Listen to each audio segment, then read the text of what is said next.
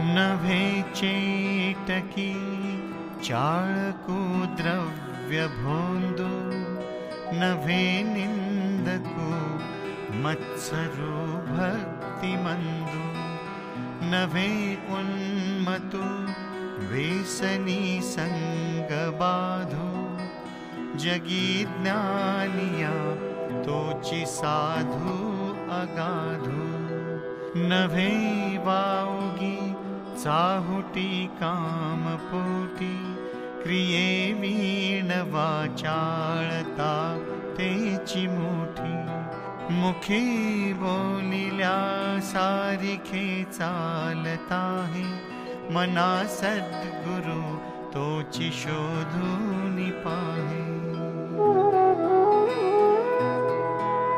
जनी भक्त ज्ञानी विवेकी विरागी, कृपाळु मनस्वी क्षमावंत योगी, प्रभु दक्ष व्युत्पन्न चातुर्य जाणे, तयाचे नियोगे समाधान बाणे, नभे तेची जाले नसे तेची आले, कळो लागले सज्जनाचे निबोले, अनिर्वाच्य ते वाच्य वाचे वदावे, मना संत आनंद शोधित जावे, लपावे अति आदरे राम रूपी, भयातीत निश्चित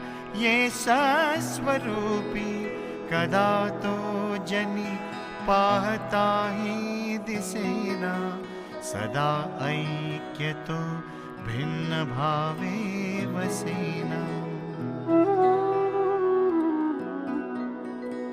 सदा सर्वदा राम सन्निध आहे, मना सज्जना सत्य शोधून पाहे, अखंडित भेटी रघुराज योग, मना सांडिरे मीपणाचा वियोग, भूते पिंड ब्रह्मांड हे ऐक्य आहे, परी सर्वही सस्वरूपी नसाहे, मना भासले सर्व काहे पावे, परिसंग सोडूनि सुखी रहावे, देहे भान हे ज्ञान शस्त्रे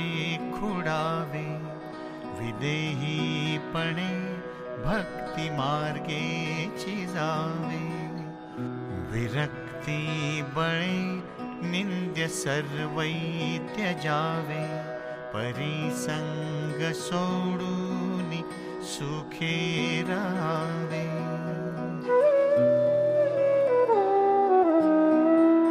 मही निर्मिली देव तो ओळखावा, जया पाहता मोक्ष तत्काळ जीवा, तया निर्गुणा लागी गुणी पहावे, परिसंग सोडूनि सुखे राहावे, नभे कार्य करता नभे सृष्टि भरता, परेहून परता न लिंपे विवर्ता, तया निर्विकल्पासि कल्पित जावे, परिसंग सोडूनि सुखे रहावे, देहे बुद्धीचा निश्चयो जाढळेना, तया ज्ञान कल्पांत काळी कळेना, परब्रह्म ते मीपणे आकळेना, मनी शून्य अज्ञान हे मावळेना, मनाना कळे ना ढळे रूप ज्याचे, दुजे वीणते ध्यान सर्वोत्तमाचे, तया खूणते हीन दृष्टांत पाहे, तेथे संग निसंग दोन्ही नसाहे. नभे जाणता नेणता देवराणा, नये वर्णिता वेदशास्त्रात् पुराणा, नभे दृश्य अदृश्य साक्षी तयाचा, श्रुती नेणती अंत त्याचा. वसे हृदयी देव तो कोण कैसा, पुसे आदरे साधकु प्रश्न ऐसा, देहे टाकिता देव कोठे राहतो, परिमागुता ठाव कोठे पाहतो. वसे हृदयी देव तो जाण ऐसा, नभाचे परी व्यापको जाण तैसा. सदा संचला येतना जात काही, तया वीण कोठे रिता ठाव नाही. नभी वावरे जो अणुरेणु काही, रिता ठावया राघवे वीण नाही. तया पाहता पाहता तेची जाले, तेथे लक्ष आलक्ष सर्वै बुडाले. नभासारिखे रूप या राघवाचे, मनी चिंतिता मूळ तुटे भवाचे.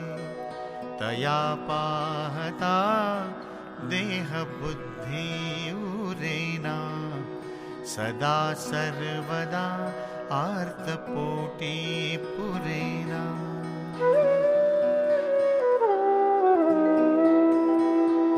नभे व्यापिले सर्व सृष्टीस आहे, रघुनायका उपमाते नसाहे. दुजे वीण जो तोचितो हा स्वभावे, तया व्यापको व्यर्थ कैसे म्हणावे.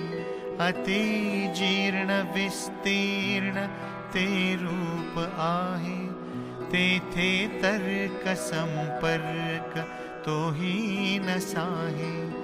अति गूढते दृश्य तत्काळ सोपे, दुजे वीण जे खूण स्वामी प्रतापे.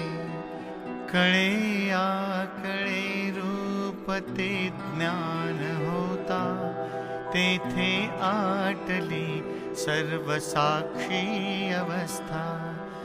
मना उन्मनी शब्द कुंठित राहे, तो गे तो चितो राम सर्वत्र पाहे.